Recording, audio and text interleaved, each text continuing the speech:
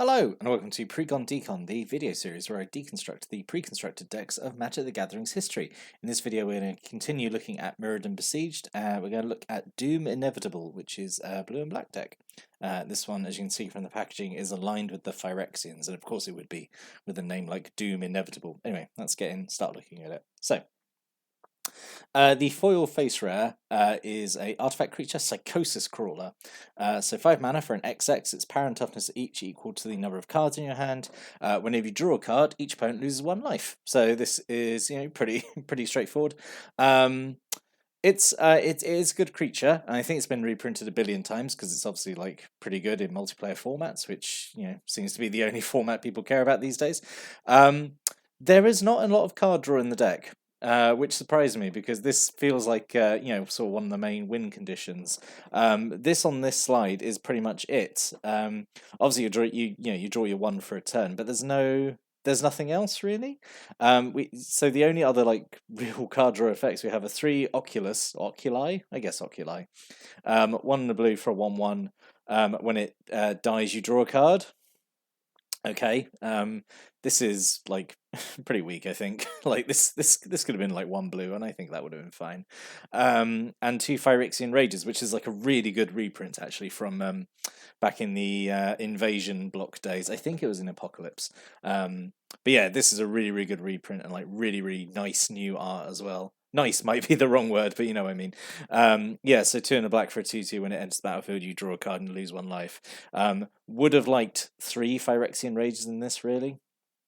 But yeah, this is really only the only other card draw effects that really are here with Psychosis Crawler. So yeah, it's just a bit weird decision in making the deck, I suppose. But Psychosis Crawler is a good rare, I think. I don't think there's enough in the deck to support it really. So we have a single Caustic Hound, so 5 and a black for a 4/4, which is very expensive.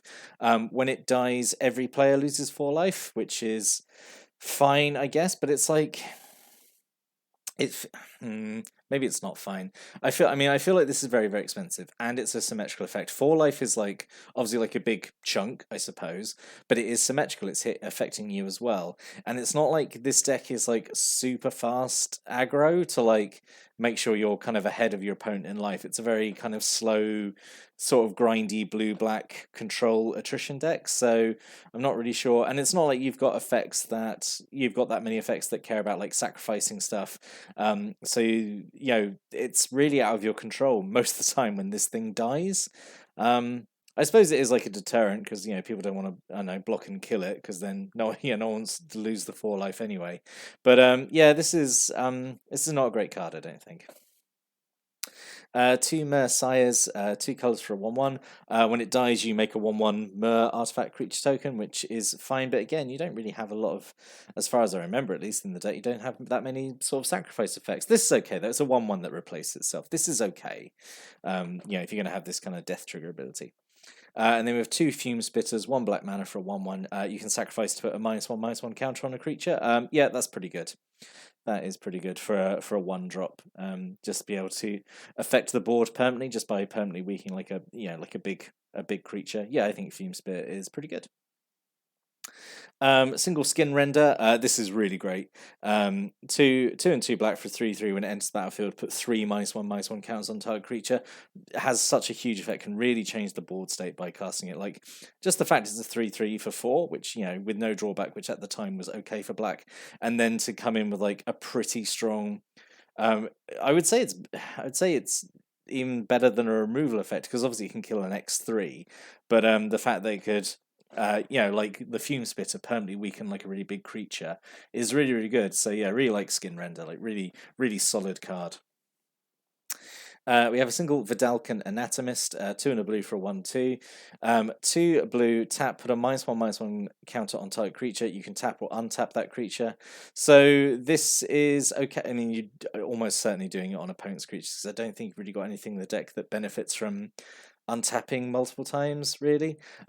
This is kind of just a way of slowly killing something. You put a -1/-1 counter on it and also tap it. It's expensive to do, but again, you're permanently weakening something while also locking out of, say, like attacking or blocking. So this is okay, I think.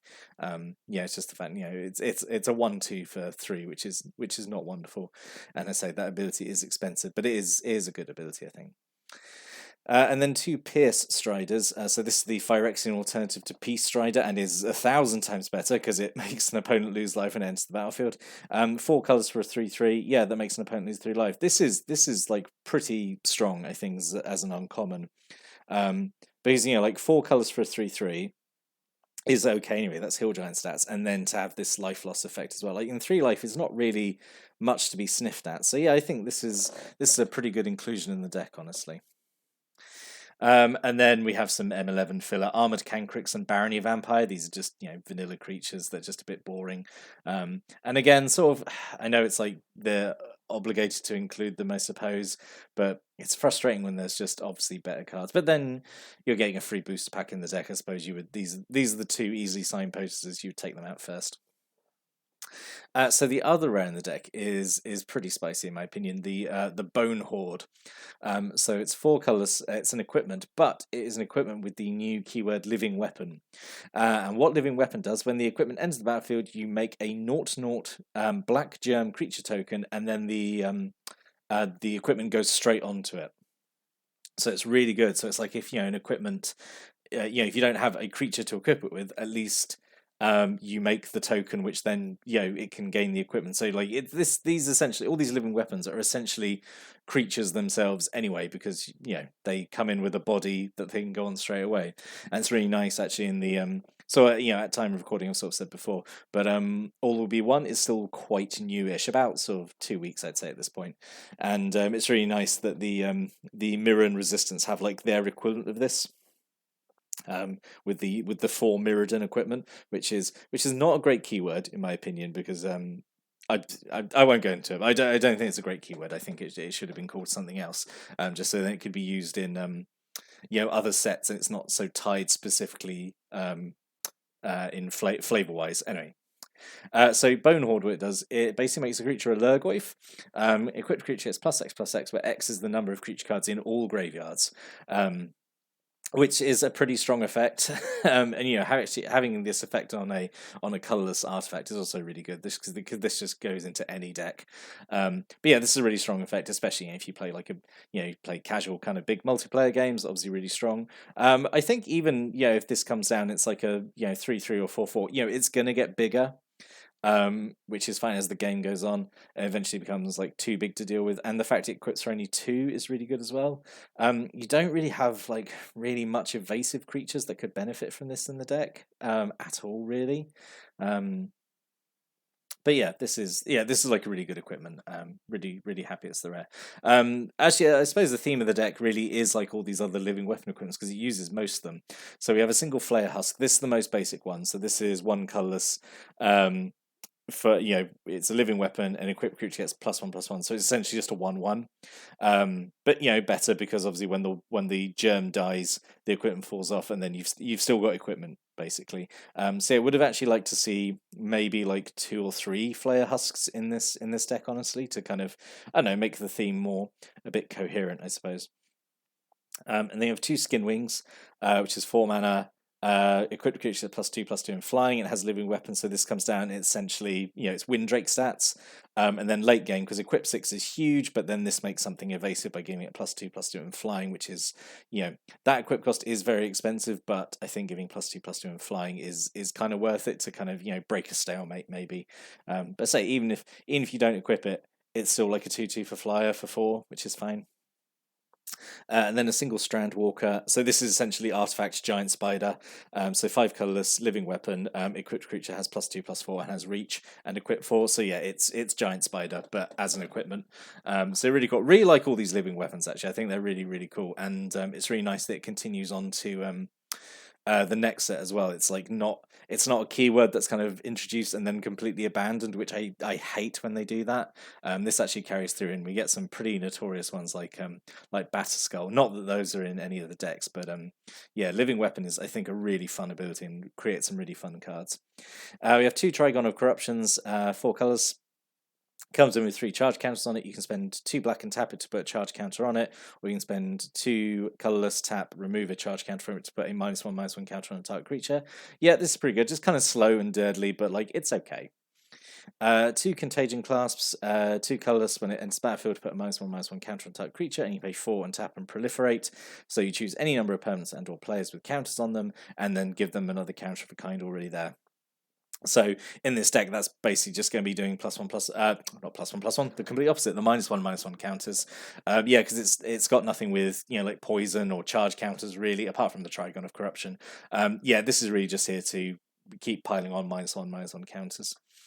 We have a single spread the sickness, 4 and a black sorcery, destroy target creature, then proliferate. This is perfect. It's not like color locked or locked to like non-artifact creatures or creatures with a certain mana value. It's just straight up destroy it, no conditions, and then proliferate. So this is actually a pretty strong common, I think, at the time.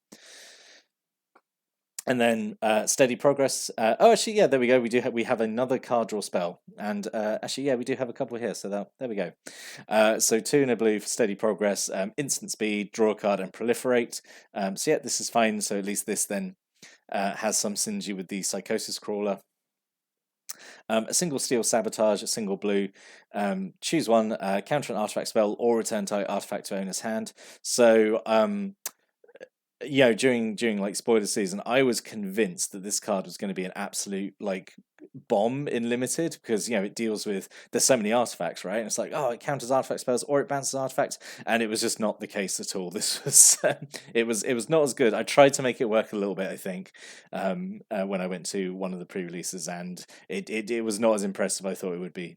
But it's for a single blue mana, it's like it's nice that it has this these 2 effects that you can choose from, so it's okay, I suppose, in that regard.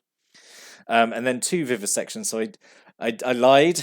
That's what I get for not preparing properly, I suppose. So this is a sacrifice effect, and it also is a card draw effect. So that's my bad for not paying attention, I suppose.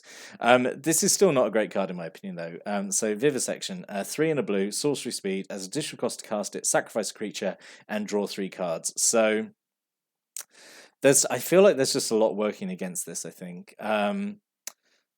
Because it's drawing 3 is what I would say normally at sorcery speed would be 5. So really you're just substituting you're sacrificing a creature instead of like 1 mana to draw 3 at sorcery speed. If it was at instant speed, maybe, because the thing is, like, in I know it's probably not fair to make the comparison because it's an uncommon, but in M11 you have Jace's Ingenuity, which is 3 and 2 blue at instant speed to draw 3, and it's just a straight draw 3. You don't have to do anything else. So it's maybe not a fair comparison, but I was not overwhelmed by this. I just feel it's like too expensive, like 4 mana and sacrifice a creature. If it was like 2 and a blue and sacrifice a creature and draw 3, then it's like then it's an interesting alternative, I think. Then I think it would be sort of okay costed. But I think just being at that 1 extra mana is just not great, which is a shame, because like it's one of these cases where like a really good like thematic, like the card name, like Vivisection is obviously such a potentially cool card name, is it's kind of like it's not living up to its full potential by being on this card, which is kind of weak, honestly. But at least it synergizes with some of the effects they care about when your creatures die, I guess, and also with the Psychosis Crawler, because you're drawing 3 off this, and then opponent's going to lose another 3 life. So I guess in this deck it's okay, I suppose.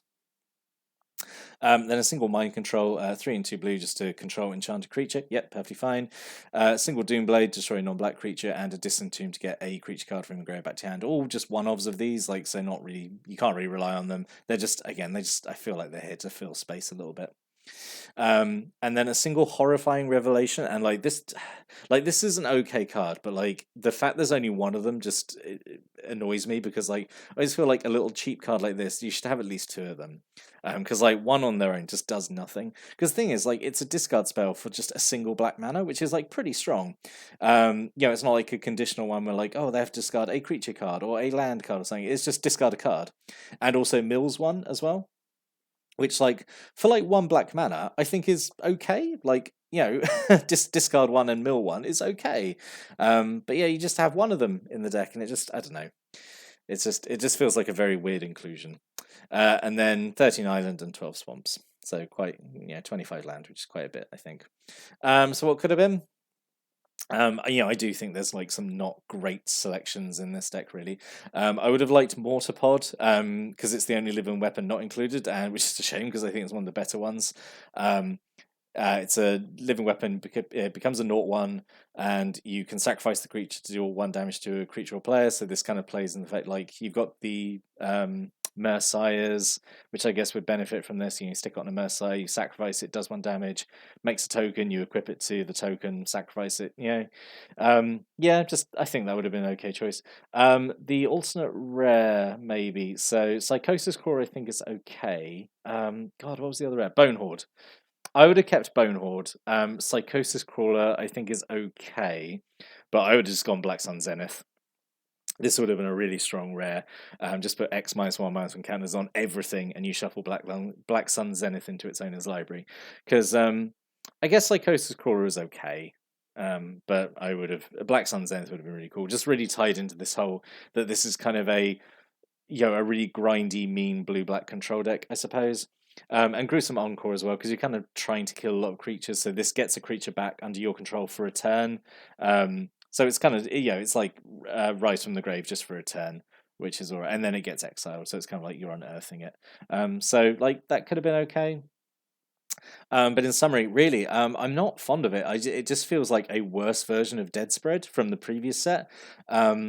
Dead Spread was really, really good. It had like a really solid theme of -1/-1 counters and proliferate, and this just feels a bit directionless, I suppose. I mean, I would guess what the theme is maybe Psychosis Crawler and like drawing a bunch of cards, and it's kind of like I say this slow kind of grindy control-y attrition deck, but I don't know. And like you got the living weapons here as kind of a theme. I would have like really doubled down on the living weapons honestly, and just had I don't know what I would have had, but like this on paper, this doesn't seem too impressive. Like I say, it just seems like a worse version of a deck we already had in the previous set. So yeah, not too impressed. But what are your thoughts on the deck? Have I missed some critical synergies or something? But yeah, please put a comment below if you want any thoughts, stories, comments, opinions about this deck or any of the cards in it. I'll be back next time. Go look at another Mirrodin Besieged intro pack. But until then, thanks for watching and listening. Have a great day.